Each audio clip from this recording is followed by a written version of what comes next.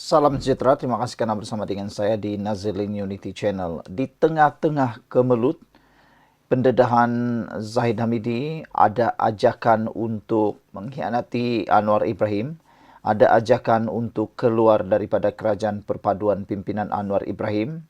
Ini pula berita yang menggemparkan diumumkan oleh UMNO di Malaysia. Hari ini kita dikejutkan dengan keputusan UMNO menarik balik penggantungan Tajudin serta merta. Siapa Tajudin? Anda semua tahu. Saudara-saudara sekalian, UMNO hari ini menarik semula penggantungan keahlian Tajudin Abdul Rahman sebagai ahli parti itu berkuat kuasa serta merta, kata Setiausaha Agungnya Ashraf Wajri Dusuki. Selepas kejadian menarik semula penggantungan Tajudin secara serta-merta ini, kini mula timbul persoalan besar. Adakah dua pemimpin besar UMNO yang turut telah pun menerima tindakan disiplin daripada UMNO, yaitu Khairi Jamaluddin dan Shahrir Hamdan pun akan mendapat berita baik? Adakah UMNO akan umum juga penarikan semula tindakan disiplin terhadap Khairi Jamaluddin dan juga Shahrir Hamdan? Kalau itu berlaku, apa pendapat anda semua? Majlis Kerja Tertinggi hari ini sebulat suara untuk melepaskan dan menarik semula penggantungan keahlian Datuk Seri Tajudin Abdul Rahman sebagai ahli UMNO berkuat kuasa serta-merta, selaras dengan Fasal 10.6 dan Fasal 5.3 Perlembagaan, katanya dalam kenyataan media malam ini. Pada 23 Ogos lalu, bekas ahli Parlimen Pasir Salak itu dilihat muncul di Perhimpunan Agung UMNO PAU 2024 ketika keahliannya masih lagi digantung. Tajudin menyifatkan kehadirannya dalam perhimpunan itu sebagai bukti dia masih sayangkan UMNO. Melalui gambar yang tular, Tajudin dan Presiden UMNO Ahmad Zahid Hamidi dilihat berbual mesra sebelum berpelukan antara satu sama lain. Sehari selepas itu, Ahmad Zahid Hamidi menyatakan dia sendiri akan mempertimbangkan rayuan bekas ahli Majlis Kerja Tertinggi UMNO itu terhadap penggantungan keahliannya selama 6 tahun. Hubungan di antara Ahmad Zahid Hamidi dan Tajudin sebelum ini tegang selepas kedua-dua mereka berbeza pendapat seawal tahun 2021.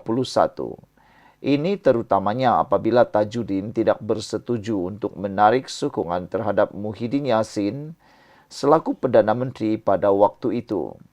Pada Jun 2022, Tajudin yang juga bekas Timbalan Menteri Pertanian digugurkan keahliannya menerusi satu surat yang dihantar oleh Presiden Parti. Ahmad Zahid Hamidi memaklumkan Tajudin dipecat kerana mengkritik UMNO menerusi kenyataan, ucapan dan ceramah dalam mesyuarat tertutup yang dihadirinya. Saudara-saudara sekalian, apa pendapat anda tentang isu dan juga keputusan UMNO yang terkini ini? Iaitu sah menarik balik penggantungan Tajudin secara serta-merta. Dan juga, adakah dengan ini akan menjadi titik tolak, titik permulaan, langkah pertama untuk kita melihat penggantungan dan pemecatan ahli-ahli UMNO yang lain, nama-nama besar dalam UMNO yang lain, akan ditarik balik oleh UMNO. Sebenarnya amatlah baik kalau Khairi Jamaluddin dapat menyertai UMNO semula. Saya fikir apa yang akan berlaku ialah kalau KJ masuk semula dalam UMNO, pengaruh KJ akan mampu menghidupkan semula UMNO, khususnya para pengundi muda. KJ masih mempunyai potensi untuk menjadi Perdana Menteri satu hari nanti. KJ juga masih mempunyai potensi untuk mengangkat semula UMNO di beberapa perkara. Saudara, sekian untuk kali ini. Jangan lupa tinggalkan komen anda untuk isu dan juga pendedahan panas ini. Kita jumpa lagi. Bye-bye. Salam sejahtera, terima kasih kerana bersama dengan saya di Nazilin Unity Channel. Dalang kepada pujukan dan dalang yang menerima pujukan untuk membentuk kerajaan perpaduan yang baru, akhirnya diketahui itu persoalannya. Kata pemimpin-pemimpin daripada Perikatan Nasional, mereka tiada kaitan dengan gagasan yang mahu membentuk kerajaan baru itu. Itu penafian yang dibuat oleh Perikatan Nasional. Tiada kaitan dengan kami, pemimpin Perikatan Nasional menjawab dakwaan Zahid diajak tinggalkan kerajaan. Semalam Zahid Hamidi mendedahkan wujud usaha memujuk Barisan Nasional meninggalkan kerajaan perpaduan untuk membentuk kerajaan baru. Beberapa pemimpin Perikatan Nasional PN menafikan gabungan itu berunding dengan parti tertentu termasuk Barisan Nasional BN bagi membentuk jajaran baru kerajaan perpaduan. Ahli Majlis Pimpinan Perikatan Nasional Ronald Kiandi turut menolak bahawa gabungan itu mempunyai kaitan dengan dakwaan pengerusi BN Zahid Hamidi berhubung ada usaha memujuk BN meninggalkan kerajaan di takbir Anwar Ibrahim kini. Saya sebagai Naib Presiden Ahli Majlis Pimpinan Tertinggi MPT Bersatu dan Ahli Majlis Tertinggi PN, sepanjang pengetahuan saya, tiada sebarang keputusan dibuat kedua-duanya untuk berunding dengan mana-mana pihak mengenai jajaran baru, katanya lagi. Soal ada individu sama ada ahli parlimen atau sesiapa sahaja dalam rundingan seperti didakwa, ia bukan dari mandat parti, katanya kepada FMT.